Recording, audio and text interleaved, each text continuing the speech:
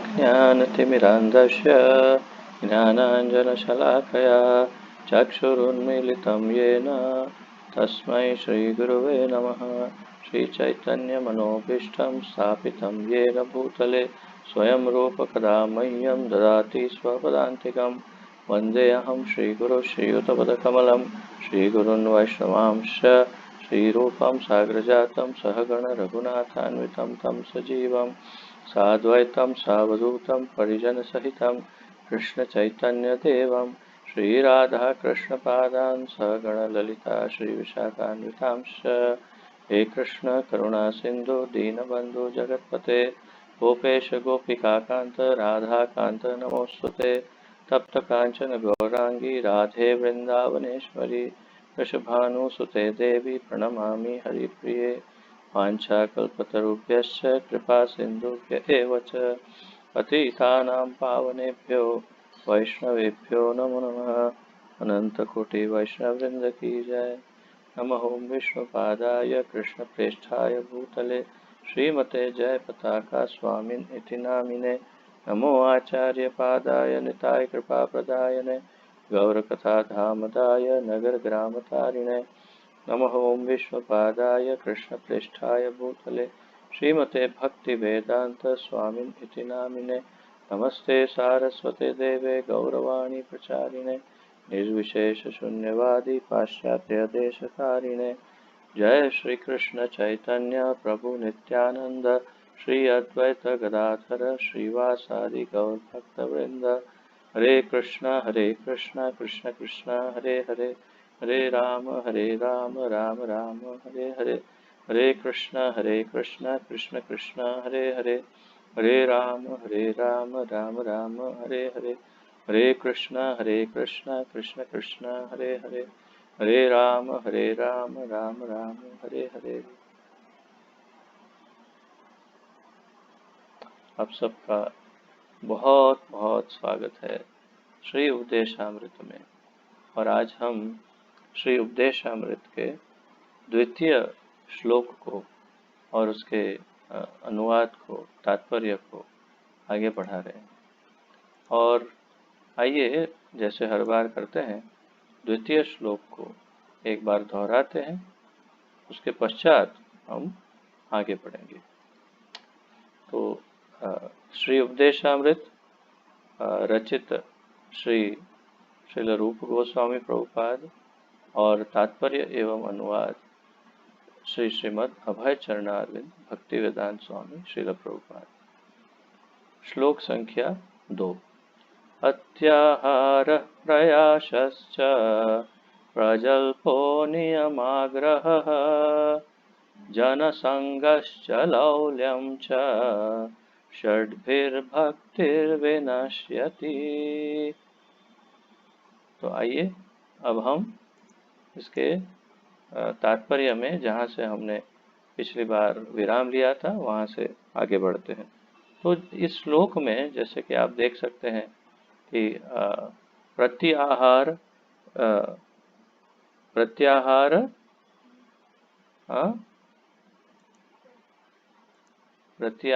फिर प्रयास, फिर प्रजल्प, फिर नियम आग्रह, फिर जनसंग और फिर लौल्य।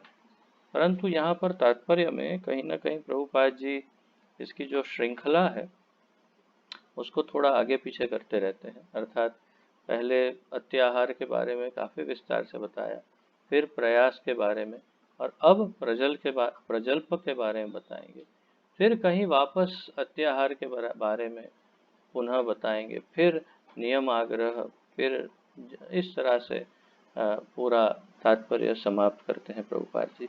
तो जहाँ पर उन्हें जो महत्वपूर्ण लगा उस प्रकार से उन्होंने उसकी श्रृंखला को यहाँ पर उन्होंने लिखा है।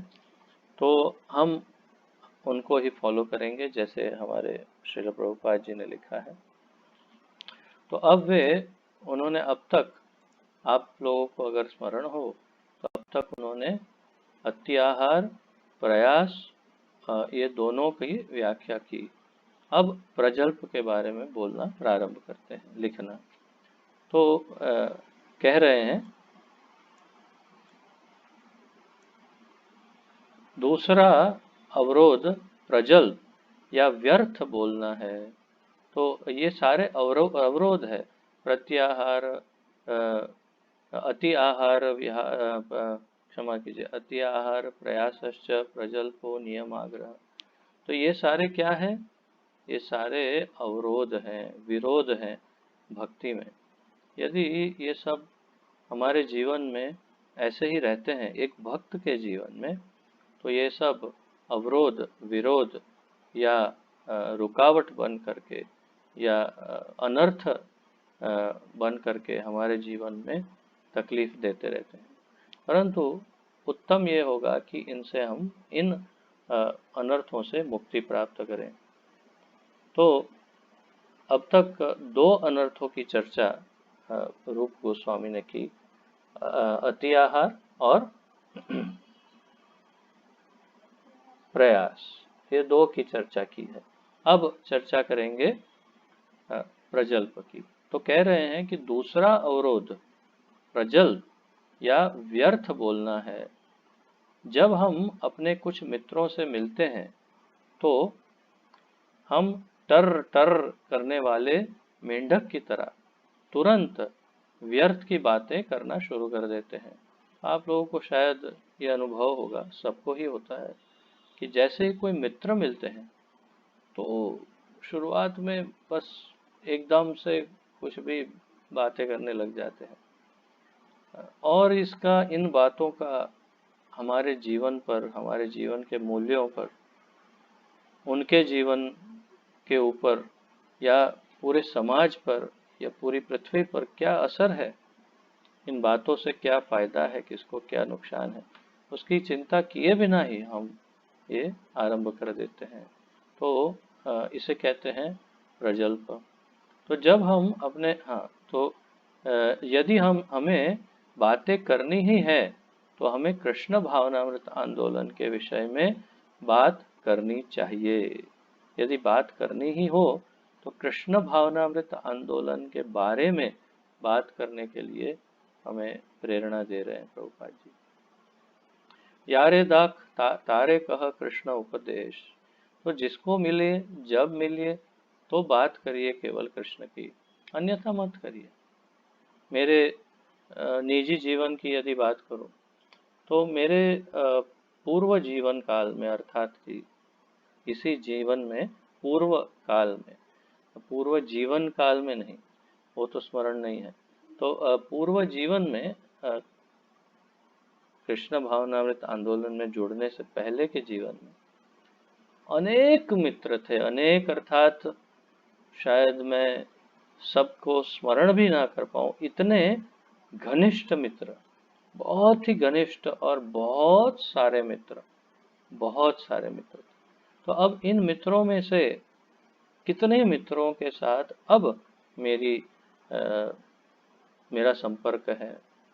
तो इसमें से कुछ तो ऐसे हैं कि जो औपचारिकता के लिए कभी कुछ बातें दो चार इधर की या उधर की, कहीं ना कभी या तो व्हाट्सएप से या कभी फ़ोन से हो जाती होगी। फ़ोन से तो लगभग नहीं, परंतु व्हाट्सएप से या फिर फेसबुक में कभी एक आध मित्र कोई। परंतु अब मेरे मित्रों की गिनती में, मित्रों के श्रृंखला में, लिस्ट में केवल वे ही मित्र ऐसे हैं कि जिनके साथ मेरा संपर्क लगभग ताजा रहता है। केवल वे ही मित्र जो स्वयं कृष्ण भक्ति में जुड़े हो, भले वो इस्कॉन से ना जुड़े हो, परंतु कहीं ना कहीं भक्त हृदय हो, भक्ति में रुचि दिखाते हो और भगवान में पूर्ण आस्था हो। ऐसे ही मित्रों के साथ मेरी अब मित्रता कायम है। बाकी सबके साथ बहुत ही सहानुभूति है, उनके लिए मैं प्रार्थना करता हूँ, उनके लिए प्रेम भी हो, परंतु संपर्क नहीं, और संपर्क बनाने का मैं कोई प्रयास भी नहीं करता, क्योंकि मेरे लिए जीवन का जो ध्येय है, एक साधक के लिए, एक भक्ति योगी साधक के लिए, वो है कि कोई भी प्रजल्प से और बिना उपयोग की कोई वस्तु जो भी बातें हैं उन सब से दूर रहें। और प्रायः हमारा ये अनुभव है कि मित्रों के साथ मिलते हैं तो इधर उधर की बात करते हैं, कभी कभी पुरुष मित्रों में अपना जो है लेवल भी डाउन कर लेते हैं, एकदम इधर उधर की बात करने लग जाते हैं। तो ये सारे अनुभवों को देखते हुए हमने अपने मित्रता की उस लिस्ट जो है उसमें से बहुत चुनिंदा मित्रों के साथ अभी संपर्क रखा है। तो इसका मुख्य कारण ये है कि हम प्रजल्प को टालना चाहते हैं, और जिन्हें कृष्ण भक्ति में इंटरेस्ट ही नहीं उनके साथ हमारी क्या बात होगी हो के, इसलिए हम अधिक उसमें गहरे नहीं जाते। तो तात्पर्य प्रभुपाद जी का यहाँ पर यही है कि अगर हम मित्रों से मिलते हैं तो कृष्ण की बात कर सकते हैं तो ठीक है, बहुत अच्छा है। परंतु यदि कृष्ण की बात नहीं हो सके, ऐसा अगर वातावरण हो, तो हमें उसका त्याग करना चाहिए। तो हमारे कुछ ऐसे ऐसे ग्रुप रहे हैं मित्रों के, बहुत बड़े बड़े सर्कल, बड़े बड़े ग्रुप्स, उनकी कभी कभी मीटिंग होती है और मुझे पहले पहले खबर करते थे कि आजा दोस्त हमारी ये मीटिंग है, तो मैं यहाँ वहाँ के बहाने बना बना करके टाल देता था। अब ये सब के सब मित्र और सारे ग्रुप जितने हैं, सब सर्कल वाले सारे ग्रुप सब समझ गए कि अब मेरा जीवन अलग है, जीवन का ध्येय अलग है, और इसलिए कभी बुलाते भी नहीं।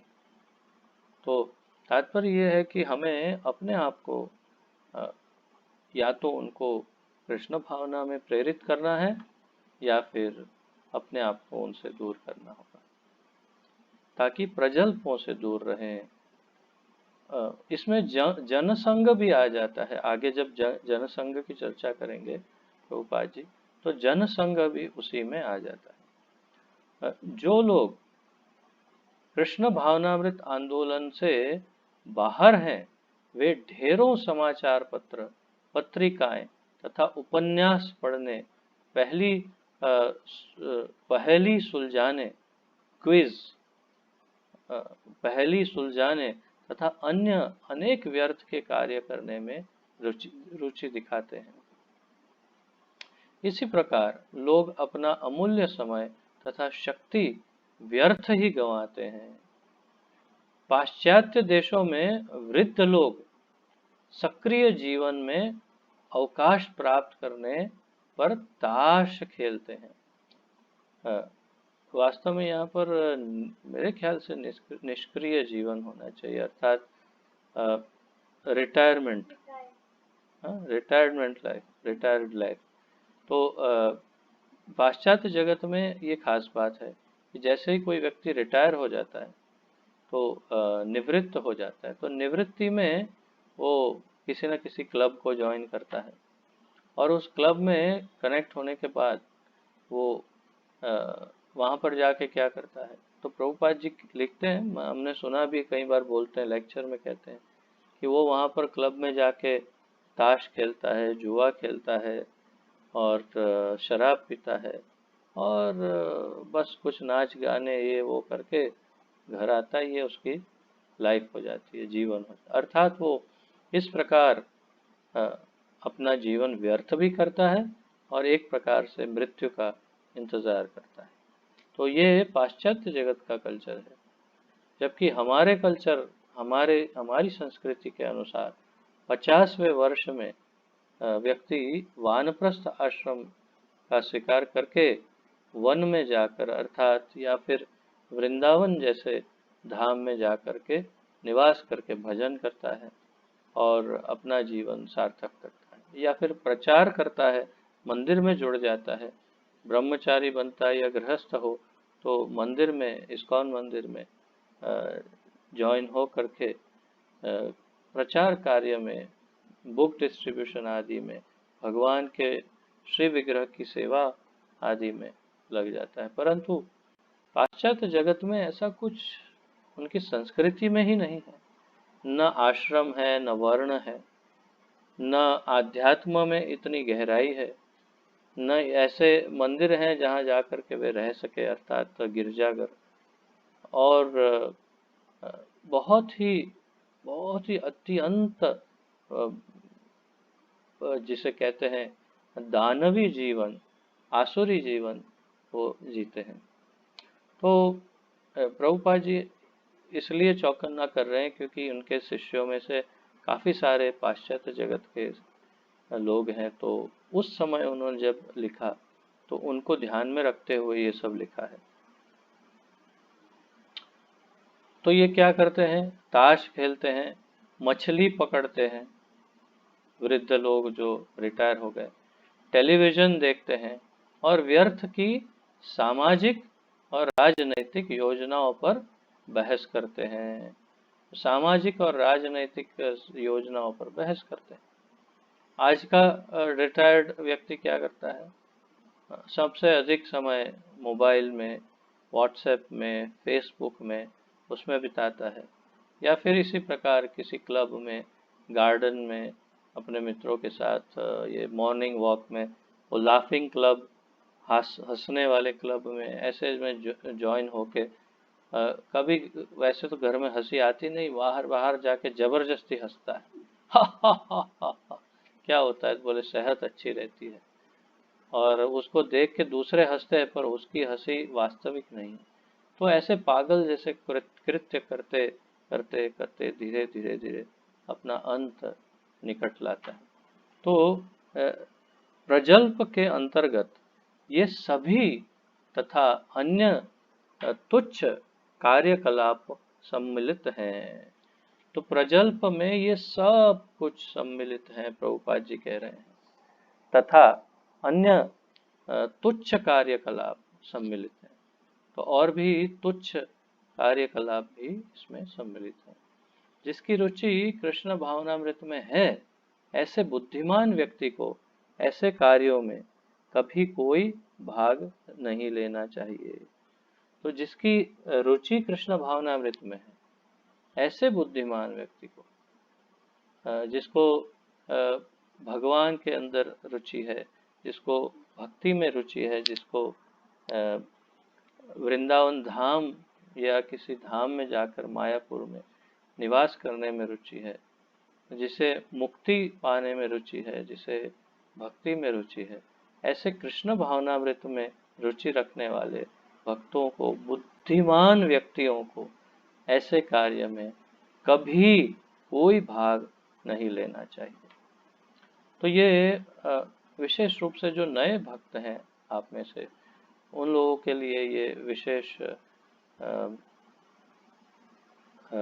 एक चेतावनी है या फिर सुझाव है कि आप यदि अपने भक्तिमय जीवन को नष्ट नहीं करना चाहते, अगर उसे बरकरार रखना चाहते हैं, उसे हमेशा निरंतर स्थिर रखना चाहते हैं भक्तिमय जीवन, तो इतने जिन जिन जिन बातों की चर्चा की है उनमें से किसी भी कार्य में हिस्सा मत लीजिए, परंतु उसके बदले में आप किसी भी भक्तिमय कार्य में हिस्सा ले सकते हैं। तो कई बार ऐसा होता है, आज भी हम ऐसे कई भक्तों को जानते हैं, कई तो नहीं पर थोड़े बहुत ऐसे हैं कि जो कृष्ण भावनामृत से जुड़े हैं, काफी वर्षों वर्षों से जुड़े हैं, फिर भी प्रतिदिन क्लब में भी जाते हैं और कभी कभी पार्टियों में जाते हैं और कभी कहीं घूमने भी चले जाते हैं। तो ये दर्शाता है कि उनकी भक्ति स्थिर नहीं है, उनकी श्रद्धा कोमल है, उनका हृदय जो है वो अभी श्री कृष्ण चरणारविंद में स्थिर नहीं हुआ। माया देवी ने एक बाजू से पकड़ के रखा है, दूसरी बाजू कृष्ण खींच रहे हैं, परंतु इन्होंने भी माया देवी का हाथ साथ में पकड़ के रखा है, हुआ छोड़ने का प्रयास नहीं कर रहे। तो हमें इन चीज़ों से सावधानी रखनी है कि कहीं हम ऐसे प्रजल्प में ना फंस जाए। इसलिए अगर हम ऐसे किसी से जुड़े हैं, सोशल क्लब, सोशल नेटवर्किंग, इस प्रकार का जिसके अंदर प्रजल्प ही हो, तो इनसे हमें धीरे से दूर हो जाना चाहिए या उस पर ध्यान बिल्कुल नहीं देना चाहिए। तो हम लोगों ने, मैंने और मेरी पत्नी ने तो कई वर्षों से किसी भी सामाजिक कार्यक्रमों में जाना बंद बंद ही कर दिया है। हमें जहाँ तक स्मरण है, एक या दो शादियों में गए होंगे हम, जो बहुत ही करीब के संबंधी और जिन्होंने बड़ी रिक्वेस्ट की हो, आध्यात्मिक वातावरण उसमें कहीं ना कहीं जुड़ा हुआ हो, ऐसे ऐसे स्थान पर ही हम गए। अन्यथा हमने संपूर्ण रूप से सामाजिक कार्यक्रमों का त्याग किया। जहाँ कृष्ण नहीं वहाँ क्यों जाएंगे, और मित्र मंडल के कार्यक्रमों में जाना त्याग कर दिया। और अन्य कोई क्लब है या ये वो, ये सब तो प्रश्न ही नहीं उठता, ये तो स्वाभाविक है। तो ये आप सबको इसलिए बताया जा रहा है, ये आप में से कोई यदि कैसे किसी तरह ऐसे जुड़े हो तो आप दृढ़ मनोबल के साथ इन सब को छोड़ सकते हैं, तो अच्छा होगा। अब जनसंघ की बात करेंगे प्रभुपाद जी। तो अति आहार प्रयासश्च प्रजल्प, फिर नियम आग्रह। पर नियम आग्रह को अभी नहीं ले रहे हैं, अभी जनसंघ को ले रहे हैं पहले। तो जनसंघ का अर्थ है कृष्ण भावनामृत में रुचि न रखने वाले व्यक्तियों की संगति करना। जनसंघ इसके साथ लेने का कारण यही है कि प्रजल्प के साथ बहुत ही निकट संबंध है जनसंघ का, लगभग एक ही जैसा है दोनों। तो ऐसे व्यक्ति जिनको कृष्ण भावनामृत में रुचि न हो, उनकी संगति करना, उसे जनसंघ कहते हैं। अभी अभी हम उसी की चर्चा कर रहे थे। मनुष्य को चाहिए कि ऐसी संगति से सर्वथा दूर रहे। सर्वथा शब्द महत्वपूर्ण है। सर्वथा का अर्थ प्रभुपाद जी ये कहना चाहते हैं कि हर तरह से उनसे मुक्त हो जाओ। कभी डरना नहीं कि हम समाज से दूर हो जाएंगे तो हमारा क्या होगा। आपका वास्तविक समाज तो ये है, ये हमारे भक्तों का परिवार ही हमारा वास्तविक समाज है। हमारे वास्तविक संबंधी तो कृष्ण, श्रीमती राधा रानी है और अन्य सारी गोपियां हैं। हमारा वही वास्तविक समाज है। तो उस प्रजल्प युक्त जो कृष्ण अभक्त समाज जो है, उस समाज को ठोकर मारो। क्या करना है ऐसे समाज को कि जो भगवान के भक्त ना हो या फिर भगवान के भक्तों को की निंदा करते हैं। यदि वे भगवान में आस्था रखते हैं, कोमल श्रद्धा ही क्यों ना हो, परंतु थोड़ी भी आस्था है, तो उन्हें मत छोड़ो। तो उन्हें प्रचार करो, उनका उनके साथ धीरे धीरे संपर्क संपर्क बनाए रखो और प्रयास करो कि वे धीरे धीरे धीरे आकर्षित हो और भगवान के भक्त बन जाए। परंतु यदि वो संपूर्ण रूप से नास्तिक है, तो वो अपने सर्वाधिक निकटतम संबंधी ही क्यों न हो, उन्हें संपूर्ण रूप से त्याग कर देना चाहिए। जिस प्रकार एक बहुत ही सुंदर पकवान के अंदर कुछ कचरा गिर जाए तो उसको उठा करके ऐसे फेंक देते हैं, उसी प्रकार उस संबंधी को जीवन से निकाल कर ऐसे फेंक देना चाहिए। जो कृष्ण भक्त नहीं या अभक्त है या कृष्ण निंदक है या कृष्ण अपराधी है। तो हमारे जीवन में ये एक निर्णय लेने का समय है।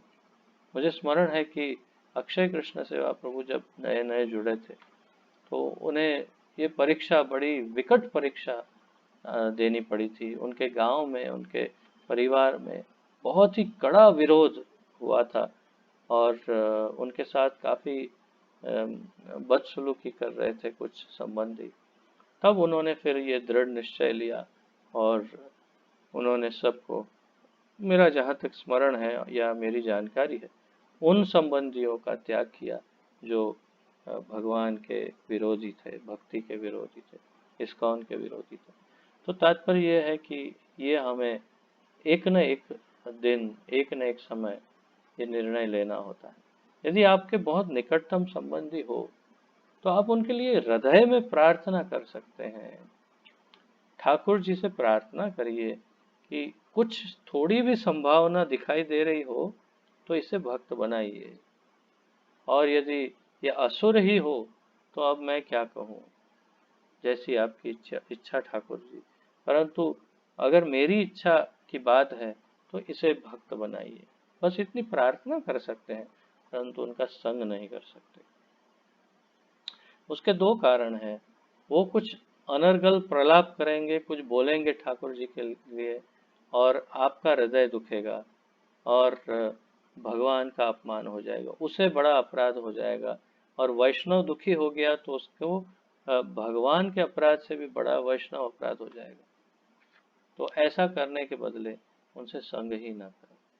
हाँ, फिर दोहराता हूँ कि ऐसे संबंधी जो कोमल श्रद्धा भी रखते हो, थोड़ी भी श्रद्धा हो, देवी देवताओं में भी श्रद्धा हो और थोड़ी थोड़ी कृष्ण में भी हो, तो उनसे संपर्क ना तोड़ करके उन्हें प्रेरित करना चाहिए कि वो धीरे से भक्ति में आए।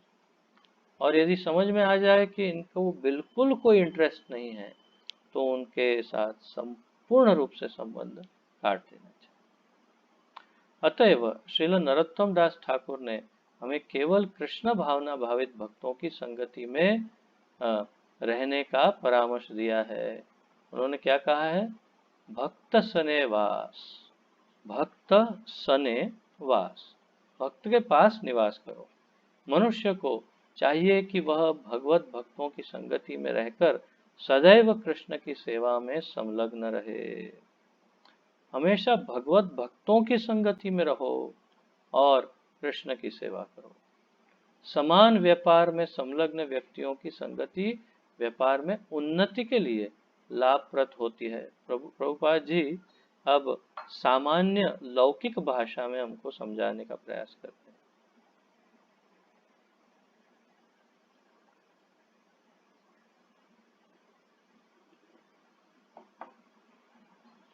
यदि सामान्य जीवन में देखें तो एक व्यापारी उसी प्रकार का दूसरे व्यापारी के साथ यदि दोस्ती करता है तो दोनों को कहीं ना कहीं आगे जाकर के दोनों के व्यापार में लाभ हो सकता है। अरे भाई, तुम्हारे पास वो स्टॉक पड़ा है क्या? मेरा स्टॉक जरा खत्म होने है। अरे ले जा यार, क्या बात है, मैं तेरे को स्टॉक भिजवा देता हूँ। और ऐसे कुछ ना कुछ आपस में एक ही बिजनेस वाले दो जन मिल जाए तो फायदा होता है। प्रभुपाद जी लौकिक उदाहरण देकर समझा रहे हैं।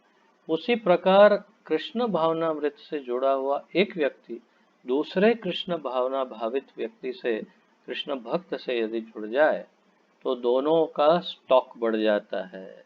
किसका? भक्ति का स्टॉक बढ़ जाता है। इसलिए भगवान भी यही बात कहते हैं। क्या कहते हैं? मच्चित्ता मंदत प्राणा बोधयन्तः परस्परम कथयन्तश्च माम नित्यम तुष्यन्ति च रमन्ति च। बहुत ही सुंदर शब्दों में भगवान इस मिलन को समझा रहे हैं। दो भक्तों के मिलन को आपस में बहुत सुंदर ढंग से भगवान समझाते हैं। मच्चित्ता मंदत प्राण, तो ऐसे भक्त की जो मेरे मेरे चित्त में रहते हैं या मैं उनके चित्त में रहता हूँ। मंदत प्राणा, जो मेरे प्राण है और मैं उनका प्राण हूँ। बोधयन्तः परस्परम, एक दूसरे को बोध देते हैं, बोध पाठ अर्थात कि थोड़ा सिखाते हैं।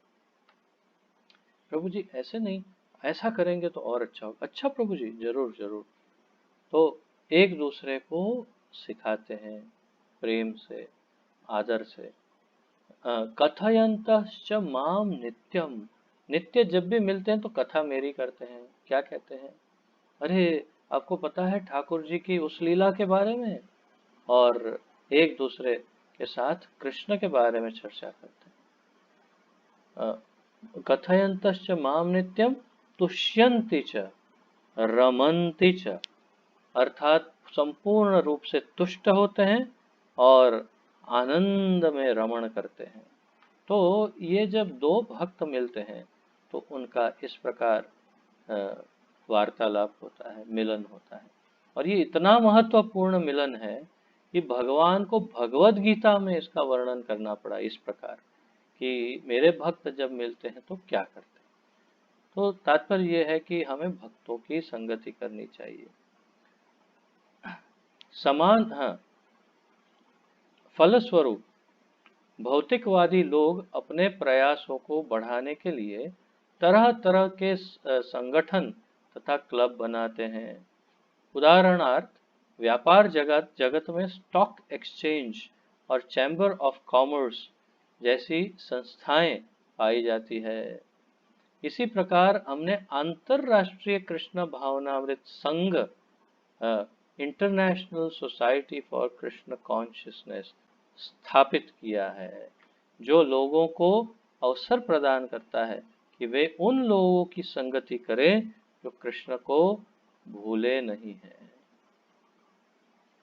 कितना सुंदर ढंग से समझाया है प्रभुपाद जी ने कि हमने ये कृष्ण भावनामृत संघ का आंदोलन का इस्कॉन की स्थापना इसीलिए की है कि जैसे भौतिक संगठन क्लब या ये बनाते हैं, कमिटी बनाते हैं, तो उसी प्रकार हमने ये एक संगठन बनाया कि जिसके अंतर्गत हम सभी भक्तों को, पूरे विश्व के सारे भक्तों को इकट्ठा करते हैं और जब एक दूसरे को मिलते हैं तो केवल उनके मध्य कृष्ण की ही चर्चा होती है।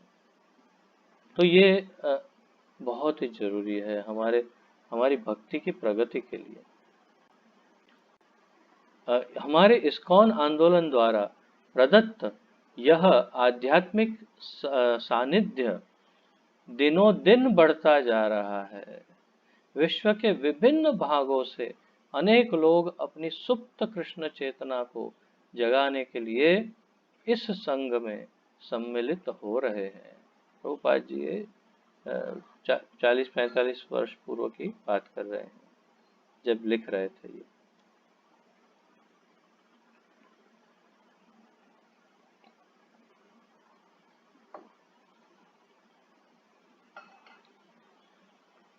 श्रील भक्ति सिद्धांत सरस्वती ठाकुर अपनी अनुव्रति टीका में लिखते हैं, तो अब यहाँ तक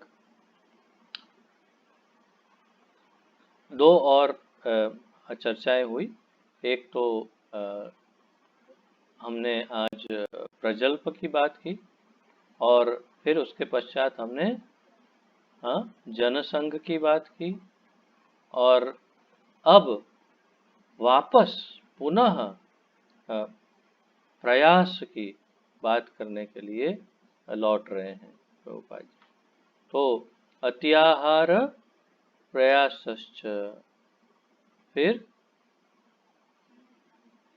अत्याहार प्रयासश्च प्रजल्प नियम आग्रह जनसंगश्च लौल्यम च षड्भिर भक्तिर विनश्यति।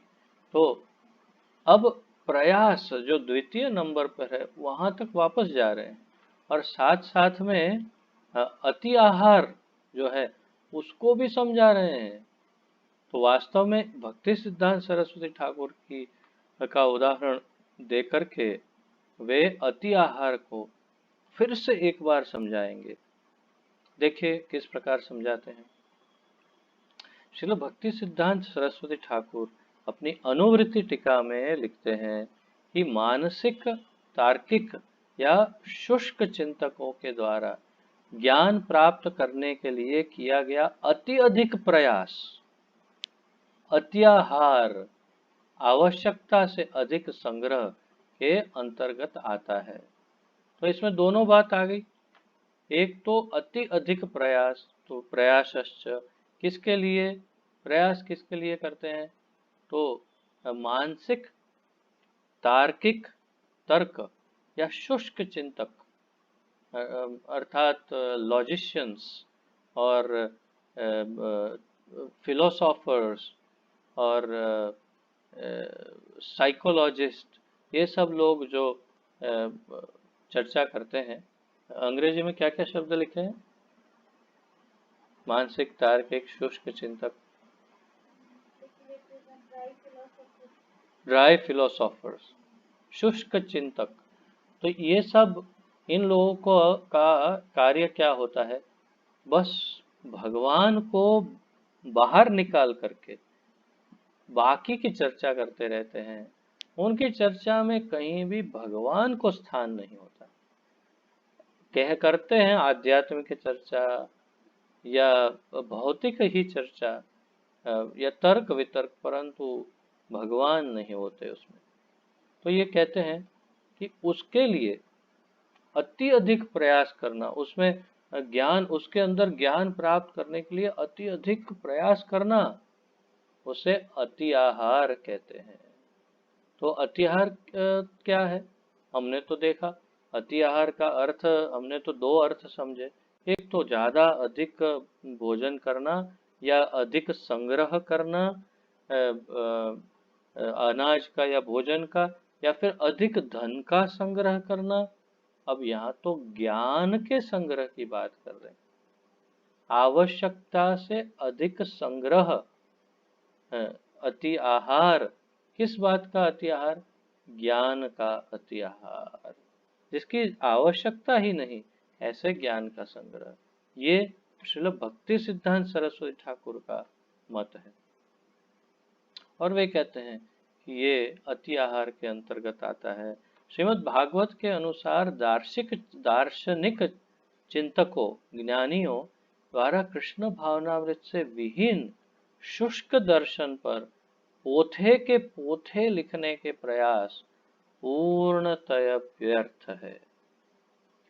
अब मैं क्या ज्यादा कहूँ।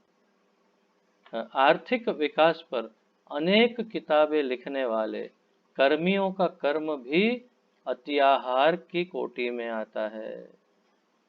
इसी तरह जिन्हें कृष्ण भावनामृत की कोई इच्छा नहीं है और जो अति अधिक वस्तुओं को पाने मात्र के लिए इच्छुक रहते हैं, चाहे वह वैज्ञानिक ज्ञान के रूप में हो या धन का लाभ हो, वे सब अतिआहार के क्षेत्र में आते हैं।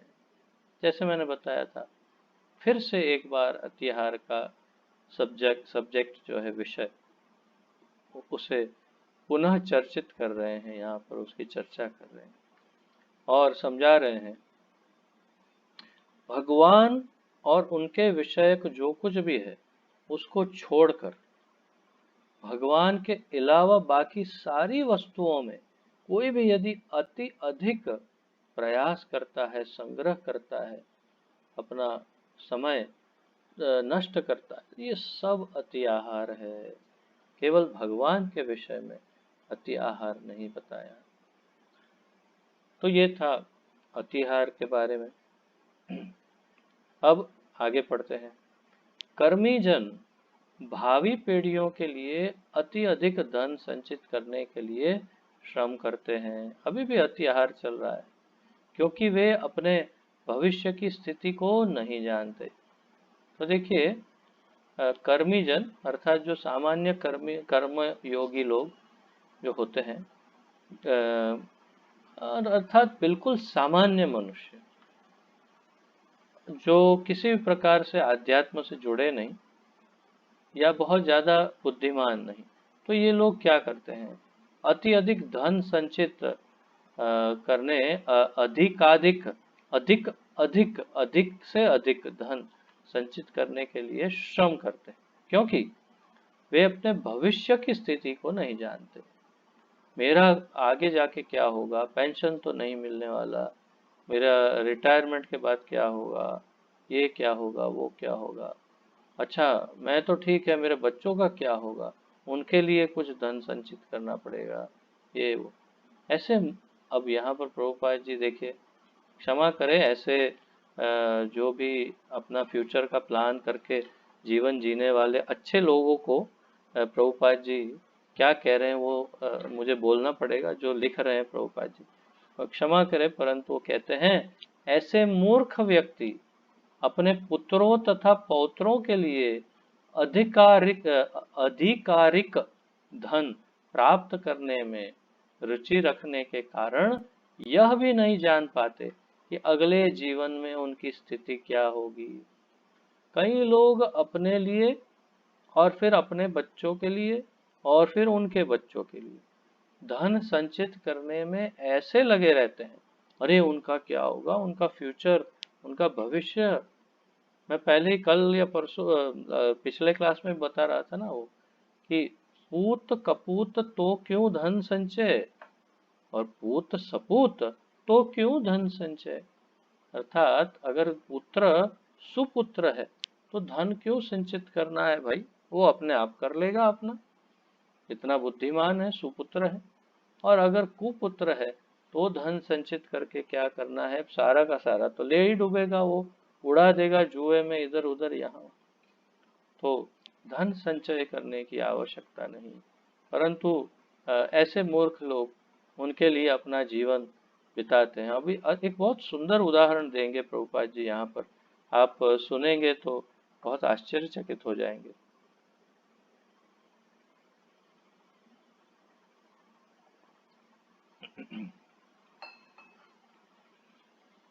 तो ये मूर्ख ऐसा ये भी नहीं जान पाते कि अगले जीवन में उनकी स्थिति क्या होने वाली।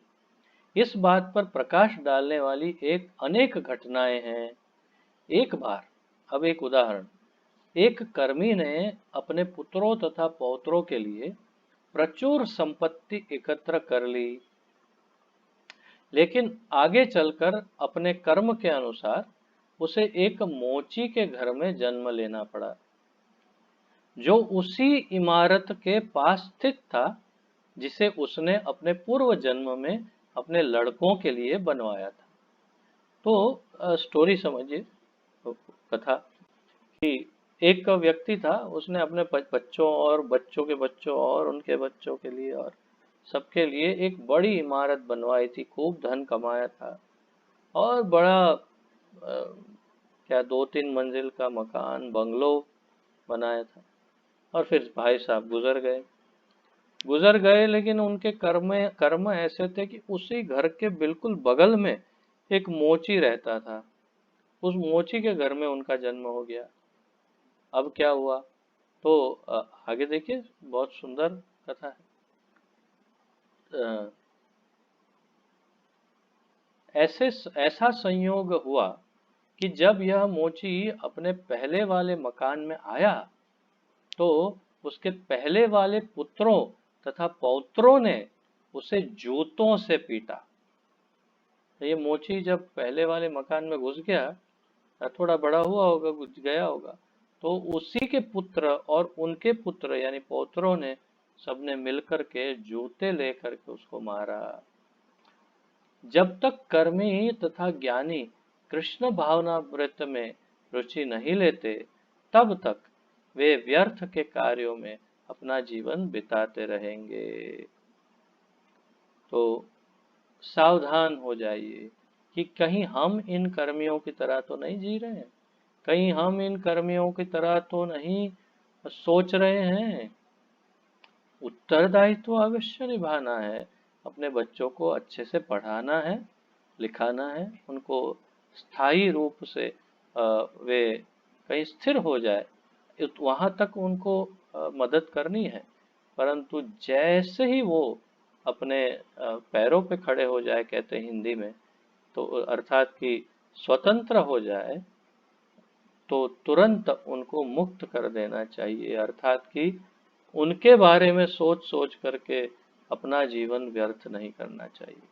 उनको भक्ति में जोड़ पाए हैं तो सबसे अच्छा है, और अगर नहीं जोड़ पाए तो अपनी भक्ति को सुदृढ़ करने के लिए अपना जीवन न्योछावर करना चाहिए। तो क्योंकि ये जन्म, ऐसा जन्म, ऐसी बुद्धि, ऐसा शरीर फिर आगे मिले न मिले, उसका, हमारे कर्मों को हम देखने नहीं गए हैं, हमसे क्या अच्छा बुरा कर्म हो गया पता नहीं है। तो ठाकुर जी की शरण लेने के लिए बढ़िया जन्म मिला है, शरण ले लीजिए, बेड़ा पार कर दीजिए।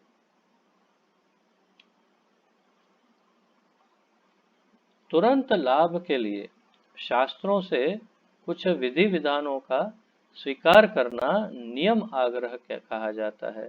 तो अब नियम आग्रह पर आए हैं प्रभुपाद जी।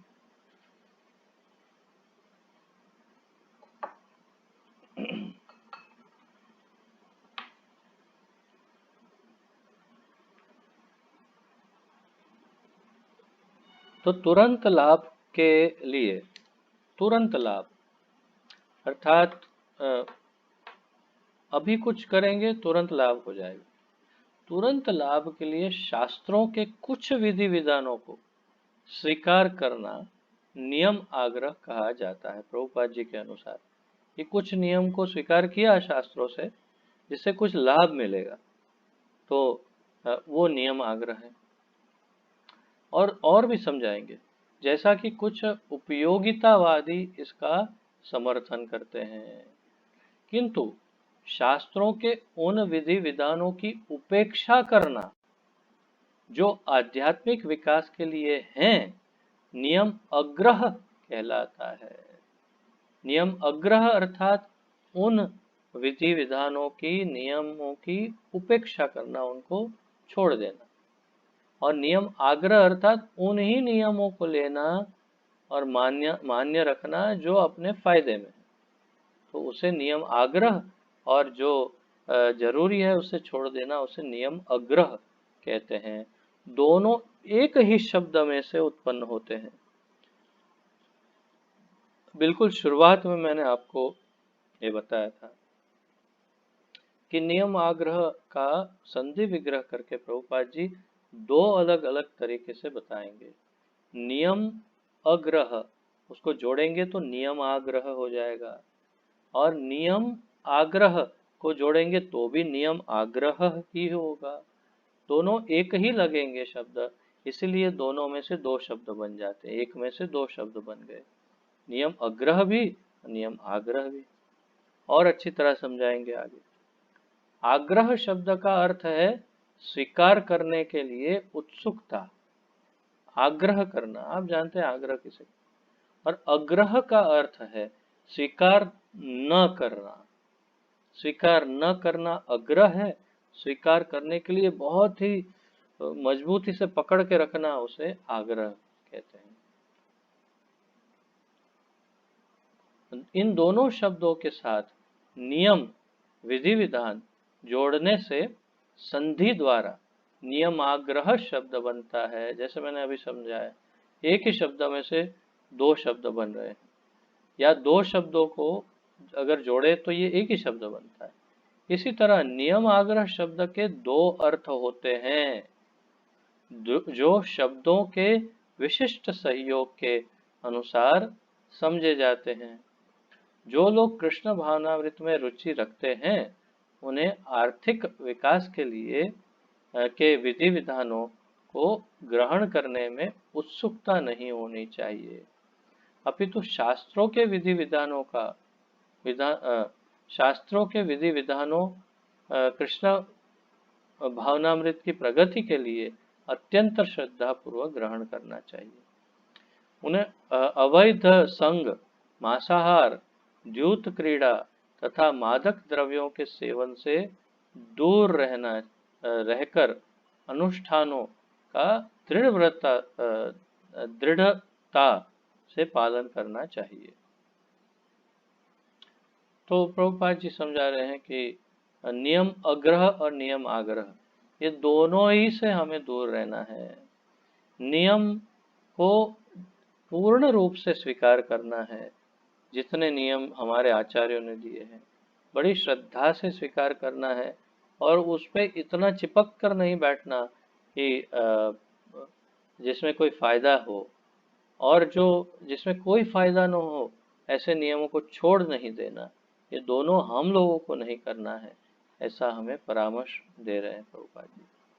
मनुष्य को चाहिए कि माओवादी एक संगठन हुआ करता था बहुत वर्षों पूर्व, जो आध्यात्मिक लोगों के विरोधी होते थे, भक्तों के विरोधी होते थे, नास्तिक होते थे और बड़े कट्टर होते थे। ऐसा एक संगठन उन जमाने में होता था, माओवादी। तो मनुष्य को चाहिए कि माओवादियों की संगति से भी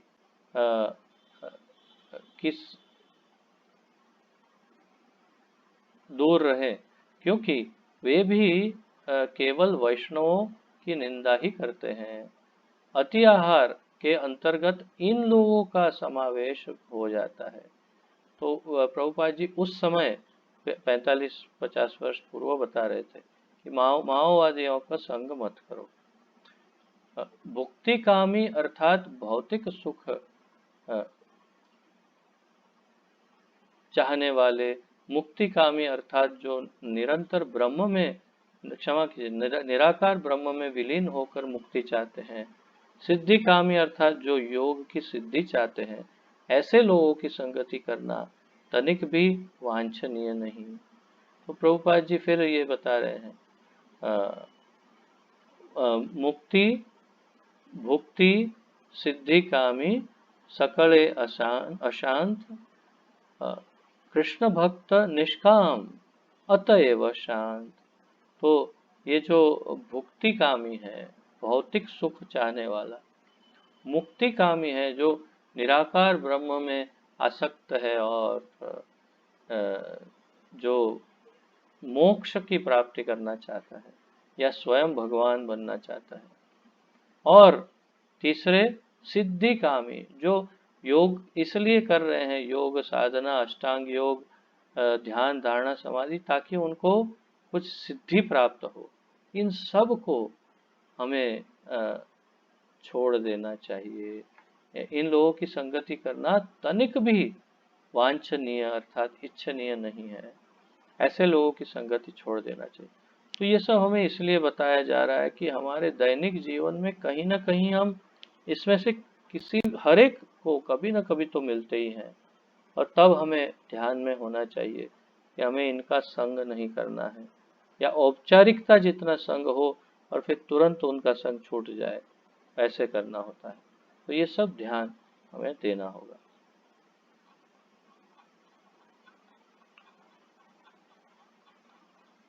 काफी शेष है अभी भी, तो मुझे लगता है समय काफी हो गया है, देख लेते हैं। हाँ हाँ, 52 मिनट तो हो गई है। थोड़ा सा ले लेते हैं, लालच, लौल्यम को ले लेते हैं। लौल्यम की श्रेणी के अंतर्गत योग साध कर मन का विस्तार करना, ब्रह्म में लीन होना या मनमानी भौतिक संपत्ति प्राप्त करने की इच्छा सम्मिलित है। लौल्यम अर्थात लालच, लालच, लालच बुरी बुरी बला है, हिंदी में कहावत। तो लालच तो सबको ले डुबाता है। अच्छे से अच्छे, बड़े से बड़े योगियों को, साधकों को, भक्तों को तक नहीं छोड़ती लालच। लालच इतनी बुरी बला है, इतनी बुरी, कि वो किसी न किसी, हर एक को कभी न कभी जीवन काल में एक बार तो खींच ही लेती है। कहीं ना कहीं तो ललचा करके आदमी फंस ही जाता है। और आप देखिए, कई लोग अपने लाखों करोड़ों रुपए गंवा चुके हैं अब तक, कई लोग क्या क्या नहीं गंवा चुके, तो वो सब लालच के कारण ही है। इसलिए लालच को कैसे छोड़ना। तो कहते हैं कि लौल्यम की श्रेणी के अंतर्गत योग साध कर मन का विस्तार करना, साधना से मन का विस्तार करना, ब्रह्म में लीन होना या मनमानी भौतिक संपत्ति प्राप्त करने की इच्छा सम्मिलित है लौल्यम में। ऐसे भौतिक लाभ प्राप्त करने या तथाकथित आध्यात्मिक उन्नति करने के सारे प्रयास कृष्ण भावनामृत के पथ में बाधक बनते हैं।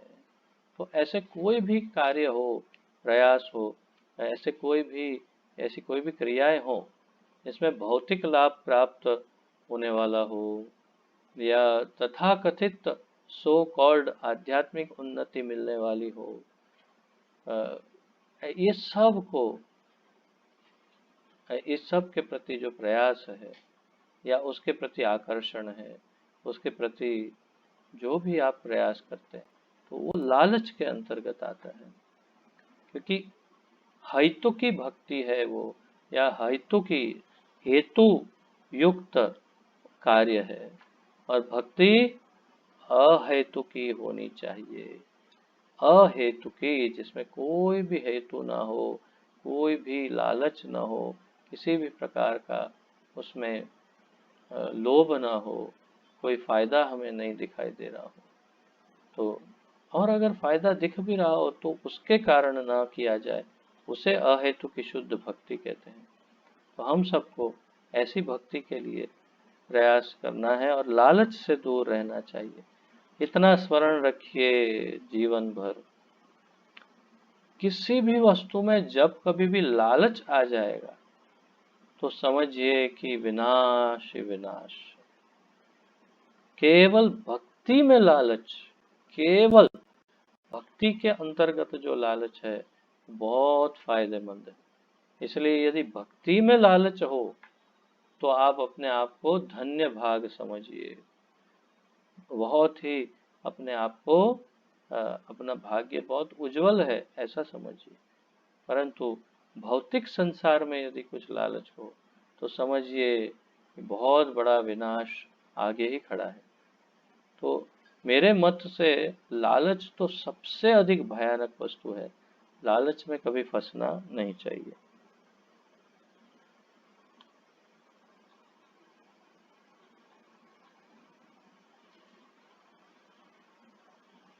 एक और पैराग्राफ करके फिर समाप्त करते हैं। पूंजीवादियों एवं साम्यवादियों के मध्य जो आधुनिक युद्ध चल रहा है, अब ये क्या है, थोड़ा बिजनेस टाइप की बातें हैं और ये उदाहरणों द्वारा प्रभुपाद जी समझाने का प्रयास कर रहे हैं। तो पूंजीवादियों एवं साम्यवादियों, do you have the book open? क्या लिखते हैं पूंजीवादी और साम्यवादी का अर्थ, मतलब अंग्रेजी में क्या शब्द यूज किया? तो उनके मध्य जो आधुनिक युद्ध चल रहा है इन दोनों के बीच में, वह अत्याहार के संबंध में श्रील रूप गोस्वामी के उपदेश की अवमानना करने के कारण है। तो यहाँ फिर से अत्याहार का एक उदाहरण दिया, पूंजीवादी और साम्यवादी। आधुनिक पूंजीवादी आवश्यकता से अधिक संपत्ति का संग्रह करते हैं और साम्यवादी उनकी संपत्ति से ईर्ष्या करने के कारण सारे धन तथा संपत्ति का राष्ट्रीयकरण करना चाहते हैं। दुर्भाग्यवश क्षमा कीजिए, दुर्भाग्यवश ये साम्यवादी संपत्ति तथा उसके वितरण की समस्या को हल करना नहीं जानते। फलस्वरूप जब पूंजीवादियों की संपत्ति साम्यवादियों के हाथ में जाती है तो उसका कोई हल नहीं निकलता। इन दोनों विचारधाराओं से विपरीत कृष्ण भावना भावित विचारधारा है, जो यह बताती है कि सारी संपत्ति कृष्ण की है। इस प्रकार जब तक सारी संपत्ति कृष्ण के प्रशासन के अंतर्गत नहीं आ जाती, तब तक मनुष्य जाति की आर्थिक समस्या का कोई हल नहीं मिल सकता। कैपिटलिस्ट एंड कम्युनिस्ट, साम्यवादी और पूंजीवादी। कैपिटलिस्ट मतलब पूंजीवादी और कम्युनिस्ट मतलब साम्यवादी। तो इनके बीच में युद्ध चलता रहता है, उसकी चर्चा करें। ये सब थोड़ी टेक्निकल बातें हैं, बिजनेस लेवल की बातें हैं।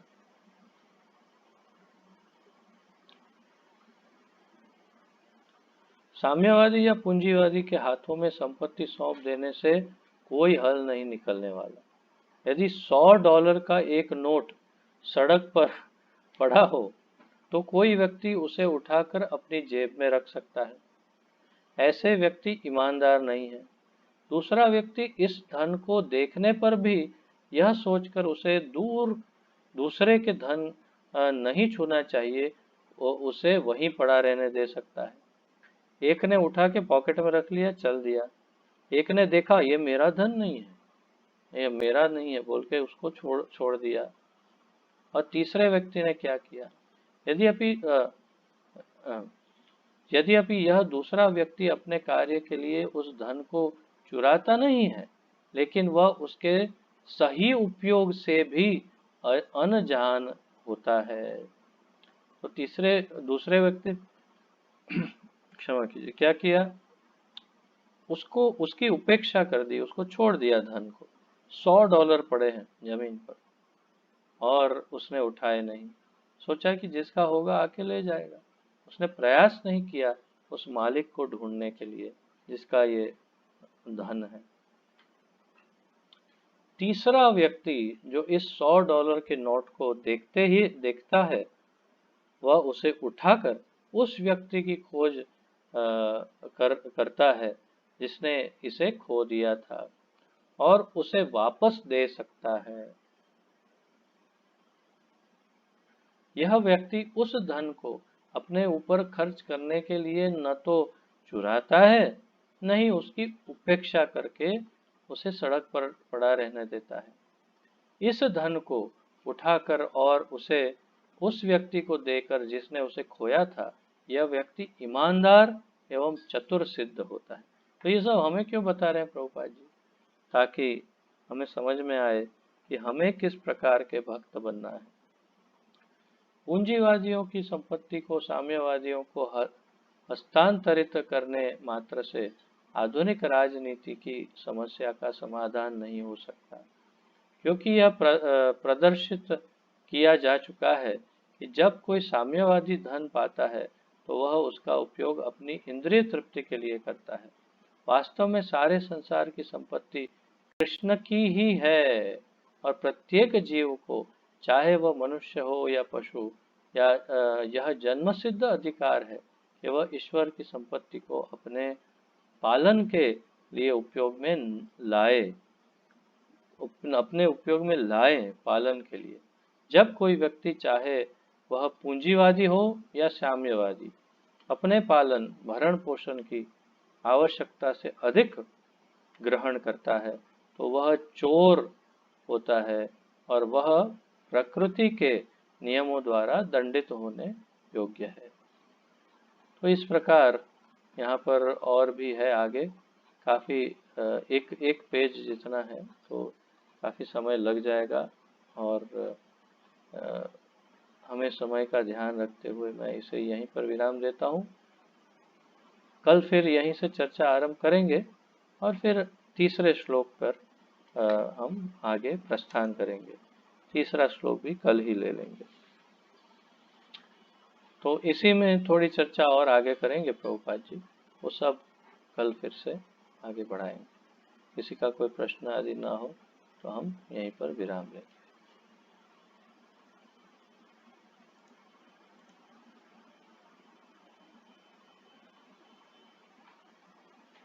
बहुत आज थोड़ा सा शुष्क था, ऐसा लगा, थोड़ा ड्राई, इतना बहुत ज़्यादा भौतिक उदाहरण दिए प्रभुपाद जी ने, क्योंकि वो ज़रूरी है, क्योंकि हम सब शायद उतने भौतिक रूप से बिजनेस में ध्यान नहीं देते हो या ज्ञान ना हो, परंतु कई उच्च कक्षा के लोगों को ये सब बातों में बड़ी रुचि होती है और इसीलिए प्रभुपाद जी ने उनको ध्यान में रखते हुए शायद ये सब समझाया है। और हमें समझ करके थोड़ा समझने का प्रयास करना चाहिए। अगर हो सके तो, ना हो तो फिर आगे बढ़ते रहना चाहिए। ठीक है, आप सबका बहुत बहुत बहुत बहुत धन्यवाद। हरे कृष्णा। श्री भक्त उपदेशामृत की जय। श्रील रूप गोस्वामी प्रभुपाद की जय। पतित पावन अभय चरणारविंद भक्ति वेदांत स्वामी श्री प्रभुपाद की जय। गुरु महाराज की जय। आप सब भक्तों की जय हो। निताय गौर प्रेमानंदे। हरि हरि बोल। हरे कृष्णा। आप सबको दंडवत प्रणाम। धन्यवाद।